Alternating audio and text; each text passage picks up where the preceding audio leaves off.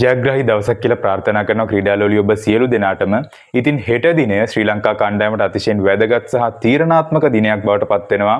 ඒකට හේතුව තමයි මෙවර පන්දුවාර 20 ලෝක කුසලාන ක්‍රිකට් තරඟාවලියේ ශ්‍රී ලංකා කණ්ඩායම සහභාගී වන සුපිරි 8 දෙනාගේ තරඟවටේ දෙවන තරඟය නවසීලන්ත කණ්ඩායමට එරෙහිව හෙට ශ්‍රී ලංකා වේලාවෙන් රාත්‍රී 7ට කොළඹ ආර් ප්‍රේමදාස ක්‍රීඩාංගණයේදී පැවැත්වීමට මේ වෙද්දී සියලු කටයුතු සූදානම්. මේ තරගය ගැන කතා කළොත් ශ්‍රී ලංකා කණ්ඩායමට මේ තරගයේ ජය අතිශයින්ම වැදගත් වෙනවා අවසන් පූර්ව වටේට සුසුකම් ලබා ගැනීමට අවශ්‍ය නම්. ඒකට හේතුව තමයි ශ්‍රී ලංකා කණ්ඩායම පසුගියදා පැවති එංගලන්තයට එරෙහි තරගයේ අනපේක්ෂිත විදිහට පරාජයටපත් වුණා. ඉතින් ඒකත් එක්ක ශ්‍රී ලංකා කණ්ඩායමට මේ තරගයේ ජයග්‍රහණය අනිවාර්යයෙන්ම අත්‍යවශ්‍යම ජයග්‍රහණයක් විදිහට තමයි මම දකින්නේ. වර්ෂාව කියන සාධකයක් මේ තරගයට යම්කිසි බලපෑමක් එල්ල කරයි දෝ කියන ප්‍රශ්නේ අපි හැමෝගෙම හිතවල තියෙනවා. නමුත් අපි හැමෝම පෞද්ගලිකව ප්‍රාර්ථනා කරන්නේ වර්ෂාව කියන සාධකය මේ තරගයට බලපෑමක් එල්ල කරන්න එපා කියන එක.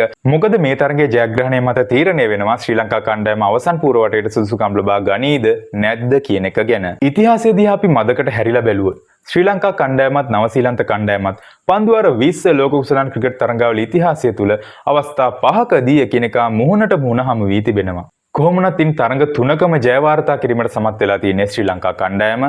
තරඟ 2ක් නවසීලන්ත කණ්ඩායම ජයග්‍රහණය කිරීමට සමත් වෙලා තියෙනවා.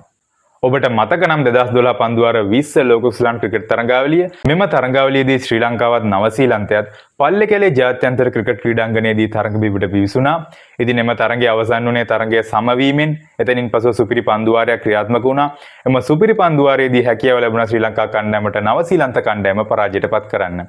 ඉතින් මේකත් හෙට තරගය ගැන අපි කතා කරනකොට අනිවාර්යයෙන්ම මතක් කරන්න ඕන කාරණාවක්. ඇත්තටම මම විශ්වාස කරන කාරණාවක් තමයි මේ තරගය අනිවාර්යයෙන්ම ශ්‍රී ලංකා කණ්ඩායමට ජයග්‍රහණය කරන්න පුළුවන් කියලා.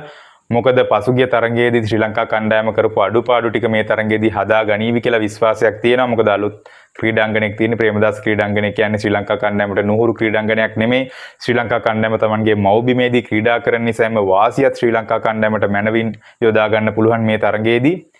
ඉතින් ඇත්තටම අපි ශ්‍රී ලංකා කණ්ඩායමට හදවතින්ම සුබ පතනවා මේ තරගයේ ජයග්‍රහණය කිරීමට ලැබේවා කියලා. ඉතින් අපි බලමු හෙට දිනේ තරගයේ ප්‍රතිඵලයත් එක්ක ශ්‍රී ලංකා කණ්ඩායමේ අවසන් පූර්ව වටේ සිහිනය මොන වගේ තැනකද තියෙන්නේ කියන එක. ඔබ සැමට ජයග්‍රාහී දවසක්.